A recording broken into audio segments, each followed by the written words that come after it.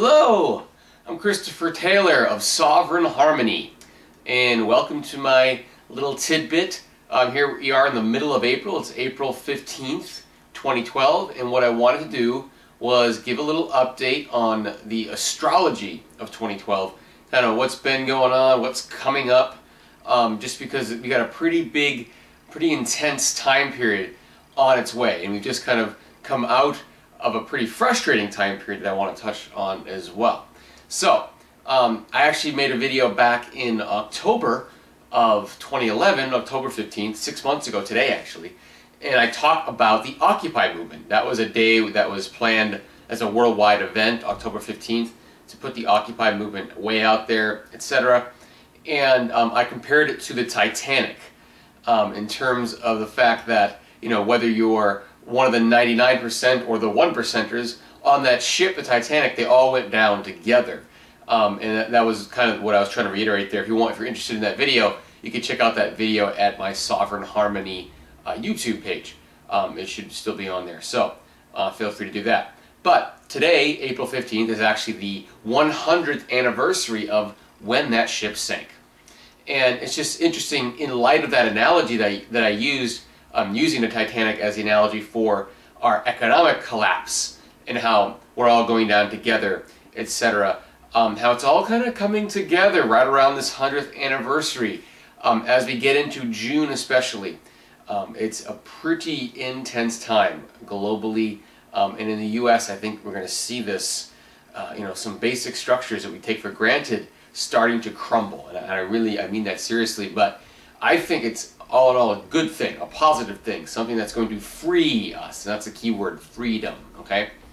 Because as we get at the truth and as we get to our wholeness and the truth about our wholeness, that is what leads to freedom. And it's the freedom, you know, that is what will bring us our joy in the end. So it's all good news as far as I'm concerned, but if we like to cling to systems that are outworn and not working so well, we can suffer a little bit over this period, I think.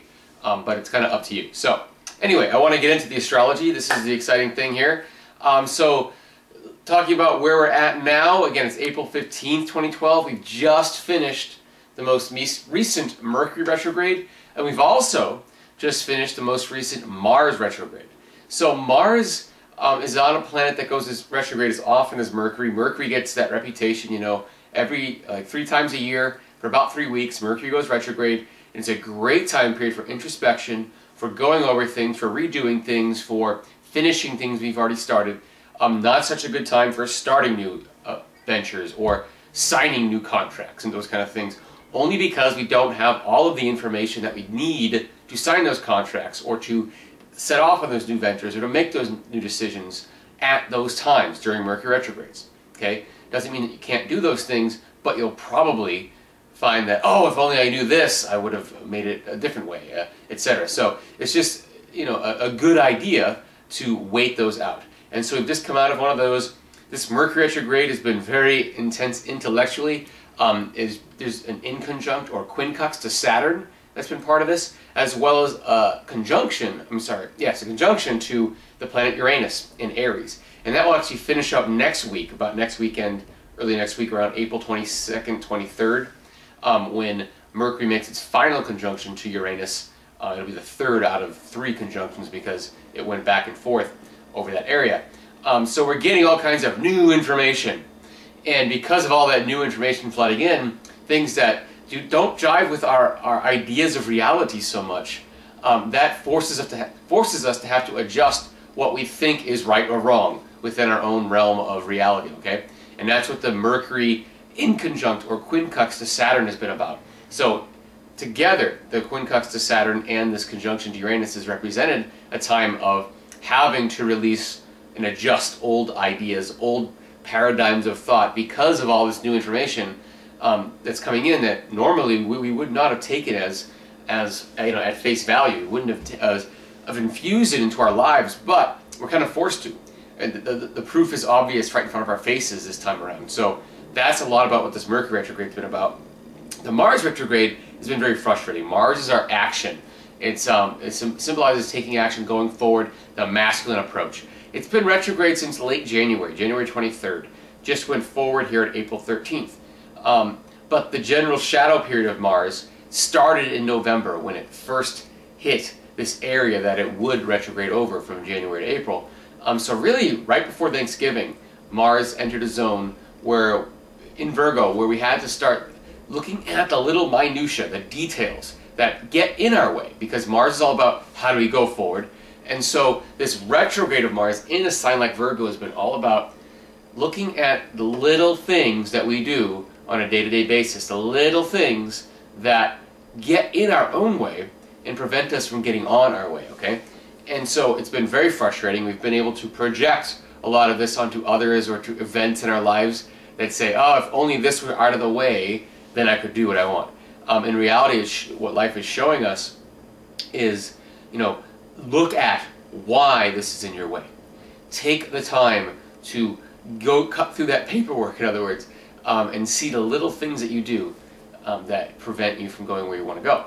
And so now, from mid-April until about the summer solstice, right around June 21st or so, Mars is going to retrace its steps over that retrograde area, and it's time to just fix all those things that we found out to be problem areas in terms of our speed bumps along the way.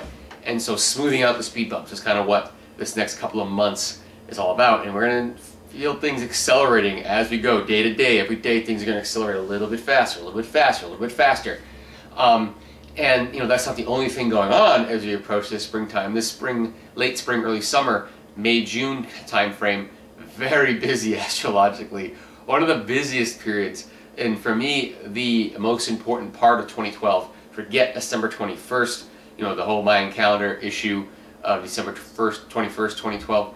That's just a second thought, you know, after this concept of what's going on here in May and June. And so what's going on here in May and June is a plethora of events. One thing, we have a set of eclipses, okay? So that's going to happen, one on May 20th, that's a solar eclipse at 0 degrees Gemini. And then we have, on June 4th, a lunar eclipse at about 14 degrees Sagittarius, okay? So the Sagittarius Gemini realm, that's communication, information. Expect lots of information to come, you know, if you think this Mercury conjunct Uranus thing here the last few weeks with the Mercury retrograde and all the new information flooding in has been big, this has just been the preview of what's coming as far as truths being revealed, okay? And that's what this is about, the truths being revealed. And these are truths about our potential, truths about what have been holding us back from our potential. This is all being revealed. It's like we can't hold it back anymore. You know, and at some point, the truth has to rise to the surface, and this is one of those times. It's very exciting, in my opinion. I love it. I can't wait to cross this threshold here. It's April 15th right now. By the time we get to, say, June 15th, we're going to be right in the thick of this, 2 months from now. So I'm really excited. I'm looking forward to this. I think this is going to be a great time period. A time period where it's kind of like when you squeeze toothpaste out of a tooth, you know, out of the its container. How do you get it back in? You can't really get it back in the tube. And that's what information, you know, truth is like that. Once it comes out of the tube, you can't squeeze it back in. There's just no way. So you have to kind of deal with it, clean it up, or use it for something, or, you know, whatever you want to do, but you can't put it back in. And with the connectivity we have now with Facebook and all kinds of social media, how fast news spreads. I mean, the Occupy movement is just proof of that. As simple as it was, something on Wall Street spread to the whole world in a month. And that's pretty phenomenal. We'll get touched back on the astrological implications of that relative to June and what's coming up here as well in just a minute. But just in terms of these eclipses and the timing and everything else, the truth, you know, the cat's going to be out of the bag. Let's put it that way, okay? And we just won't be able to get that back in the bag. All right? Something else going on here as we approach this time period is this Venus retrograde, okay? Venus only retrogrades once every 18 months. When it retrogrades, it's an interesting time period for both relationships and finances, because both of those fall under the realm of worth. You know, who we choose to interact with, our relationships, that will determine what we think we're worth. What we spend our time doing, what we spend our money on, this is what we deem to be worthy of our time and energy. So this is where money and finances come into this Venus equation. So when Venus goes retrograde, it's like a reorganization of worth, or a revaluation period, okay? A period of revaluation on a worldwide scale, okay? So economically, we can see how this comes in.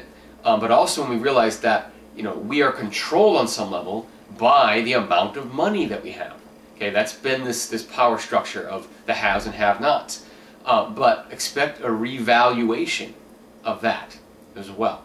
And that's why I say, the economy and relationship structures kind of go in the same direction. They kind of fall apart at the same time, and there's a reason for that.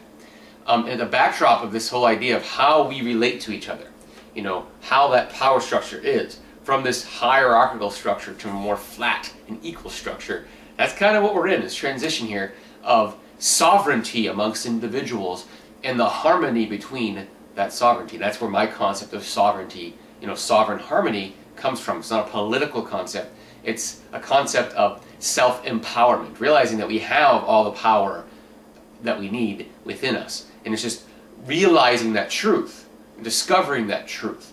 And through that, we can then harmonize. Because most disharmony, in my opinion, out there in the world is a result of people having to project the components of their wholeness that they don't think they're able to or worthy enough to express. And so they project it onto others and say, well, if I can't do that, then you can't do that either, and blah, blah, blah. And it starts all this disharmony. And that's kind of, in my opinion, you can break down war all the way down to the smallest minutia of individual issues and whatnot.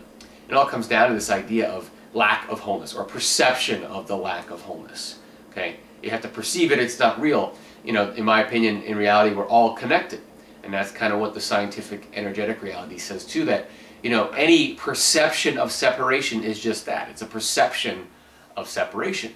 But through that, it's in that sense of separation, in that sense of I am a whole within myself. That, like the photoelectric effect from Einstein, which is that each individual piece contains the information of the whole. It's like DNA. One drop of blood contains the entire information DNA sequence for the entire body, including instructions on how to build the bones, or the brain, or the heart. All this information is in one drop of blood. And that's just a drop of blood. How can I have that information? It's the same thing. We are one small piece, like one drop of blood, that contains the information for the whole universe. That's sovereign harmony. When we get to that truth, that we are the wholeness, that we have the power, there's no reason to create disharmony, because we don't believe that we're lacking anything, okay? And it's that perception of lack that creates disharmony in the first place. So, anyway, the idea with this Venus retrograde is it's another one of these revaluation periods. In conjunction with that, we have Saturn in Libra. Saturn has been in Libra since the fall of 2009. It's been a while. And it will leave Libra here in early October 2012. So roughly a 3-year period, we have Saturn in Libra. And Saturn in Libra is a sign ruled by Venus, so it has to do with relationships and relative, agreements between people. Notice relationships, and here we go back to the idea of, the Titanic, a ship, right? And it's that the relations within that ship, on that ship, between the haves and the have-nots, and how the haves got to get on the lifeboats before the have-nots, and things like that. But the reality that all of them were going down together, regardless of who built the ships and what corners were cut. In that case, the rivets were a lot cheaper than they could have been, just to cut a few corners and save a few bucks, and not really thinking about how that might affect people in the case of an emergency. And they cut corners on the lifeboats and things like that and everything else. And it reflects our economic situation, where there's a lot of corner cutting and these home loans that were kind of sketchy, just not thinking ahead all that clearly, okay? But in any case, the Saturn in Libra time period has been about, and Saturn is this planet that deals with structure, so it's been a restructuring of the relations in the world, okay? So again, going from the hierarchical structure to a more flat and equal structure. This sense of we have and you have not, to we're all sovereign and whole, and we can harmonize together. That's been the trip through this Saturn Libra period, okay? And with the Venus retrograde coming on, toward the end of this Saturn and Libra period here in May and June, well, voila, we have our opportunity for this final grand finale of, on a personal and collective level, who we are in relation to others, okay? So on a personal level, we've all been going through this. We've all been restructuring our relationships with our parents, with our bosses, with our family members, like siblings and children, and with our personal romantic relationships, with our business partnerships, with our clients, if we have our own service-based offering that we give, like myself, I do the astrology readings and business advising and things like that. So adjusting how we draw our boundaries with these individuals that we relate to, okay, no matter where they are. And on a worldwide scale, this has been that hierarchical structure toward a more flat structure. So it's the same thing, macrocosm, microcosm, regardless of where you're looking at it or coming from it, or coming to it from.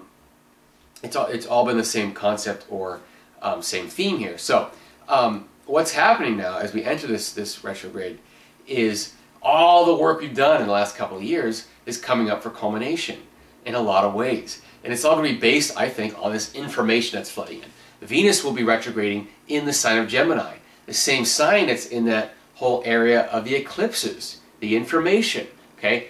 Gemini is a sign of the twins, and the twins are representative of spirit and matter, and the marriage of that, okay? This is what not a lot of people realize. It's not about this sense of dichotomy between twins, but a sense of the living relationship between spirit and matter. The fact that we are both spirit and matter, us as humans, you know, and everything in the world has potential energy and then the matter that's manifested. And that's a scientific reality. This is where E equals MC squared comes from. You know, E being the spirit and the M being the matter.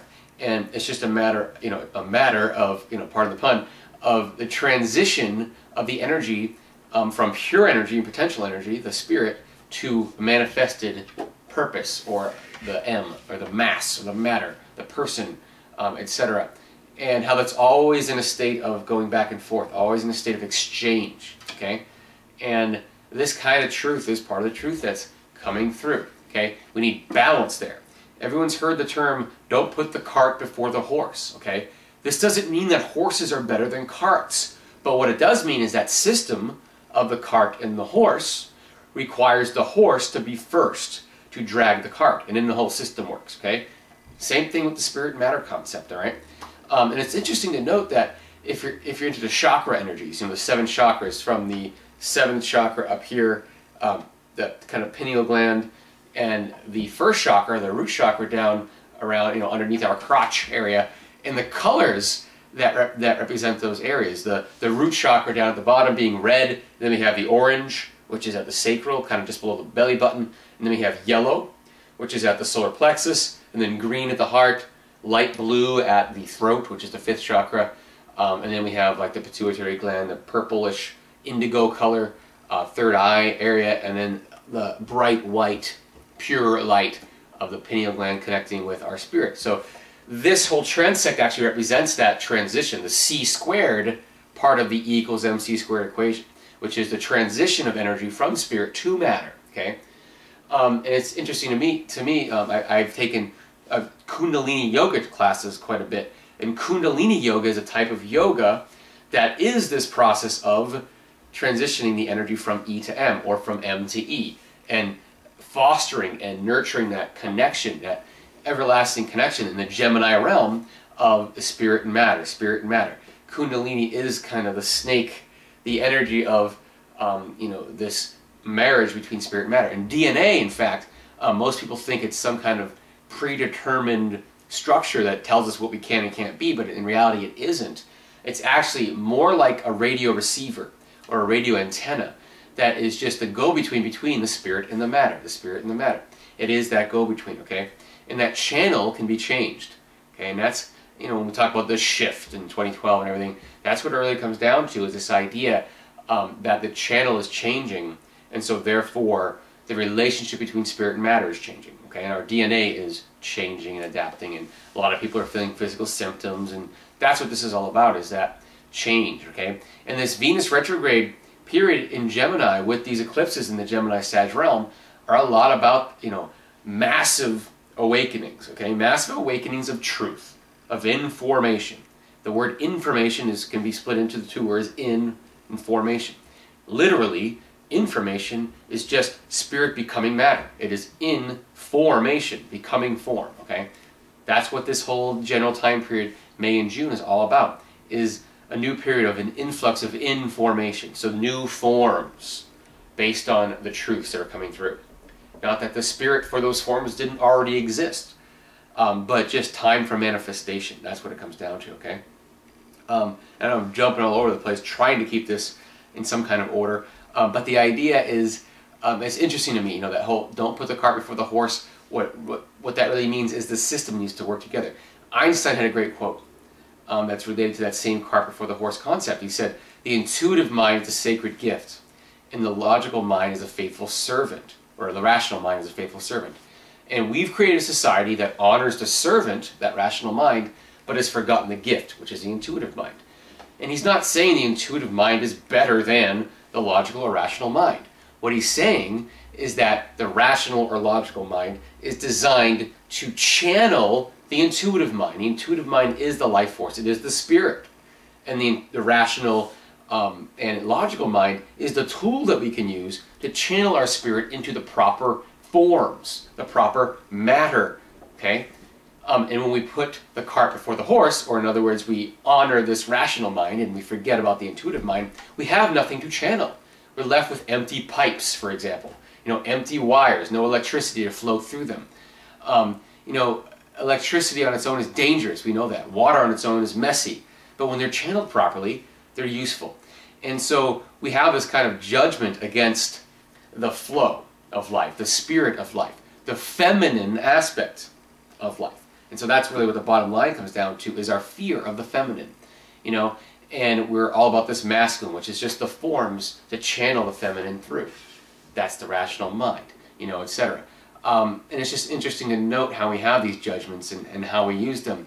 And I'll get back in a second to the idea of the feminine coming on through here, and that's a big part of this Venus retrograde. It's a much more important Venus retrograde than other previous retrogrades, and we'll talk about that in just a second. But going back to the idea of the chakras, the colors that go along with them, the red and orange and yellow in the lower half, and the light blues and purples and whites that are up in the upper half. And when we think of the concepts from religion, like heaven and hell, for example, what color does heaven look like? It kind of looks like the sky, you know, sky blue, white clouds, puffy clouds. That's kind of this upper realm, okay? The upper realm, going higher. Heaven is up here, right? And hell, down here, down below, is this reds and oranges and yellows and fire, basically the colors of fire, which just happen to correspond with the vibrational energies of the lower chakra system. So again, this is just representative of a marriage between heaven and hell, or a marriage between heaven and earth, really, is what it comes down to, which is spirit and matter again, okay? And so again, we've got these judgments in religion that say, shoot for the heavens, forget the earth, you know, or forget the physical realm. And all that is the, you know, the opposite of what we've done on earth, which is to forget the heavens, forget the spirit, and to focus on the earth. So that this is where, you know, religion is seen as an escape from what is deemed to be evil on this planet Earth, which is really just, it's really just the opposite side of the same coin. Where we're honoring one side of the system and not the other, where religions have been, you know, judging and only honoring the upper part of the system, and our earth has rejected the upper part and only honored the lower part. But what really has to happen is a merger of those and a marriage of those. And this comes down, again, to a marriage between the masculine and the feminine, a balancing, a yin and the yang balance, okay? So that's really what this comes down to. And Kundalini energy, that snake, that DNA energy, is the merger of the spirit and matter. It is a merger of the masculine and feminine. And so the whole idea of this feminine aspect coming back, Venus retrograde periods, every 120 years or so, these coincide with what's called an occultation of the sun. An occultation is just a fancy word for like eclipse. Okay, we know that when the moon comes over the sun, that's a solar eclipse, like we're going to have one here on May 20th. Okay, and that's the one in Gemini. And that's visible, it's obvious, because the moon is close enough that it makes a big enough shadow of that sun. So we see it happening. Venus is too far away in that it looks like a little tiny dot relative to how big the sun looks to us. So when Venus occults the sun or eclipses the sun, we don't notice it. We will not notice it. But it does happen. And it happens every 120 years. And the last one was from 1874 to 1882. It happens in these 8-year windows. And it happens twice in the 8-year window. So this window we're in now, the last time it happened was June of 2004. Venus occulted the sun. Venus was retrograde, it occulted the sun. Okay. Now we're here in June 2012, around June 5th, we're going to get another occultation of the sun, of Venus, to finish up that 8-year window. So the last 8-year window was, again, 1874 to 1882, and then the current window is 2004 to 2012. And anytime these happen, these are on a social level, they're massive shifts. Okay, a lot of shifts dealing with the feminine, the sacred feminine, not just females, but because females have been the scapegoat of this sort of anti-feminine movement, these periods, these Venus occultations, tend to represent time periods where females are given more rights. In reality, what we're giving is our entire society more rights to the feminine. And again, the females are just serving as these scapegoats. The last period, not only did females gain more rights in terms of in voting and whatnot, what's interesting when it comes to the connectivity of the planet, the reality of connectivity, because again, Venus was in Gemini at the time, the connectivity of the planet, before that period, telegraph was pretty much the way people communicated, or Pony Express or whatnot. By the end of that period, the telephone was pretty much perfected enough to be used on a large-scale basis. So we went from this concept of if you want to communicate to someone far away, it takes a while, to we have instant communication right now. And a similar kind of thing has happened here in a 2004 to 2012 frame. Before 2004, there was, we had cell phones, we had these kind of things, but the connectivity of something like Facebook and social media was just starting to be birthed around that time. And now it's so widespread that we're connected at an instant. And part of the reason why the Occupy movement spread so quickly, and other movements will spread very quickly, is because of this connectivity that did not exist previously, that does exist now. And so moments of truth spread rapidly, okay? And this is what I mean. So this occultation period is another shift of bringing in the sacred feminine, of getting closer to balance between the feminine and the masculine than we were before the start of it. It's interesting to note that, before 2004, the idea of a female president was not even thought of. But in the 2008 election, right in the middle of this zone, we had Hillary Clinton that made it pretty damn far into the election period, okay? And so this whole idea has been erased, that it can't happen. Now it's like in our minds that, oh, it definitely can, like Sarah Palin, another example, This is very possible that we see it as a possibility that a woman could be president. Again, they're just the scapegoats of our ability to honor the feminine, to honor beingness and not just doingness, okay? To honor these retrograde periods, which are about pulling back and pulling inward, which actually help to foster better forward motion when it comes time to do. Like this Mars retrograde we just went through. It was very frustrating in a lot of ways, but we're about ready to thrust forth here from May into June. We're accelerating here, and we're gonna move in better directions and have a better idea of what speed bumps to avoid and how to smooth out our speed bumps because of the introspection that we had the last several months. So it's a good thing to honor the feminine, to honor the introspection, okay? And so we're starting to incorporate this into our business arena, into our economy, in a lot of different ways. And we're going to see it. We can go on, on that topic forever and ever. But the general concept I wanted to bring forth was this merger of the feminine with the masculine on a more equal basis, and how we're crossing a threshold here with this Venus retrograde. It's also interesting to note that because the eclipses are happening right at the same time here, late May, early June, Venus will be hovering over the South Node. The South Node is this point in the sky that is representative on an astrological basis in terms of where we're coming from and where we're heading to. The North Node is where we're heading to. And so this is a lot about cleaning up old stuff, old truths that we thought were true, that were holding us back, and to revealing what is true, and moving forward from that place, okay? So a lot of secrets are going to be uncovered. Let's just put it that way. A lot of secrets are going to be uncovered. Whether that has to do with, like, you know, UFO secrets or whatever, you know, a lot of people are talking about UFOs and the realities being brought forth. I don't really care one way or another, but whatever realities and truths are brought forth, they're going to open up eyes in a very wow kind of way, okay? What I see coming, which is can be interpreted as scary, but also interpreted as invigorating and liberating, is I see, you know, the truths about how we're being kept at bay and being kept from our wholeness, and in a state of codependency, you know, that being revealed on some level, on a worldwide basis, and even some action being taken, okay, where truth is going to be spilt out in much the way that untruth is spilt out now. Right now we have all the news stations, all the media that are pretty lined up with just a few of the people that are in charge and that have a lot of the power, quote unquote, and the money and things like that. And so no matter what channel you put it on, you get the same information. So there's a perception out there that this must be reality if it's everywhere I look. What's going to happen here is we're going to start seeing a lot of these media outlets getting taken over, I think, and there's going to be some kind of spilling out of information that is aligned with truth. It's going to be very different from what we're used to hearing. And it's going to be happening simultaneously with what we're used to hearing. And we're going to get blasted with two sets of information, okay, that both could be true. So here we have the twins in Gemini, right?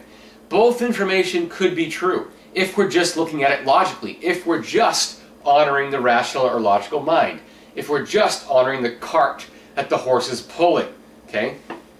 If we're just honoring one piece of this puzzle of spirit and matter, it can be very confusing if we just say no. If it says, you know, if it says this and it is this, then it is the truth. We can't use our rational minds to make our decision about what is true for us in this situation. It's very interesting to me that the whole point of this transition is to honor the sacred feminine, which is the intuition, which is the I know because I know, not necessarily because of proof, okay? And just knowing because you know. That is the feminine, it's the intuition, okay? And we're going to be put into a situation, I feel like, and it's going to happen really rapidly here in the next few months, where information is going to seem on an even keel, coming from two camps. They're both right. They're both right. Imagine that. Imagine both seeming so right that you can't make a logical decision. And you have to go with your heart. You have to go with your gut. In other words, you have to go with your intuition. Well, what this will cause is a worldwide macro experience of coming into the sacred feminine, of having to choose based on what we know, and not just what we're given as information. Having to trust our own selves as our own authority, okay? Because what this will reveal is that the outside authority can only go so far. And in the end, I have the information I need to find my truth, okay? So this is the ultimate truth, right? It's just, it comes through the process. We come to the truth through the process that we've always had the truth within us. We've always been our own authority. And we have to see these perceived outside authorities as having an inability to convince us in order for us to be convinced that we had the answers all along. And I know that can be confusing to some people, but the whole point is that we're going to have to decide for ourselves what our authority is. And that is the major theme of all this information coming through with the eclipses, with the Venus occultation of the sun and the Venus retrograde in general. We are revaluing ourselves within the whole system. This whole Saturn Libra since 2009 has been about restructuring our values and sense of self-worth. When we get on the other side of this hump, once we get around the 4th of July and beyond there, from there for the next 3 months until we get till about, say early October when Saturn enters Scorpio, we have to put to the test what we now know to be true about ourselves, what we now know to be true about our own authority. This has to be put to a test, and most of the summer of 2012 is about that test. By the time we get to the fall, we're all going to be in a very good position to choose for ourselves. And the 2012 election in the US is going to be very interesting, very revealing, because it will no longer, there'll no longer be an ability for someone to pull the wool over our eyes, because our eyes are going to be wide open, and we'll see right through the wool. And it's just interesting to note because when we get to November, there's a Mercury retrograde at that time. There's also eclipses at that time.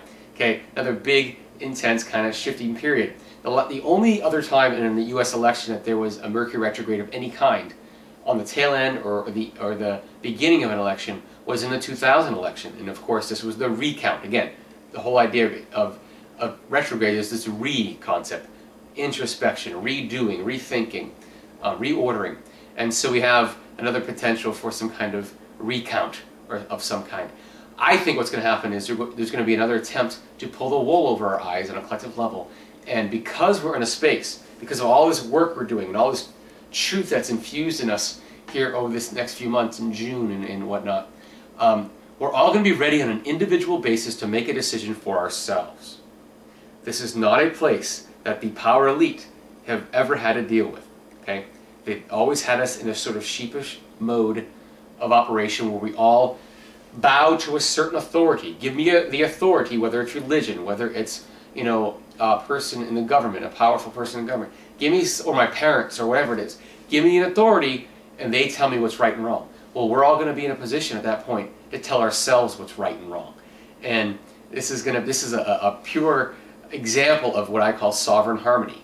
You know, we're all sovereign in our sovereign wholeness, and we're going to harmonize, you know, according to that, and not according to what we're being shown. Okay, so that kind of wraps up the way I see where we're going through now and where that's going to take us by the end of 2012. Thanks for sticking through it with me. This is just a lot of important information that I feel like needs to get through there, and just know that when we get through this period where it seems like both sides can be right, know that that is your cue to choose for yourself. And you've always had that in you. And you have to learn how to let go, release what you perceive to be your authority, what you perceived to be more intelligent than you are, more able to decide for you. Release that with grace, and you'll be fine. So, with that, again, this is Christopher Taylor of Sovereign Harmony, and have a great rest of your April 15th and the great rest of your spring. And, you know, feel free to contact me through sovereignharmony.com or sovereignharmony.biz. You can also see my astrology website specifically at sovharmonyastro.com. So thanks again for being with me, and take care.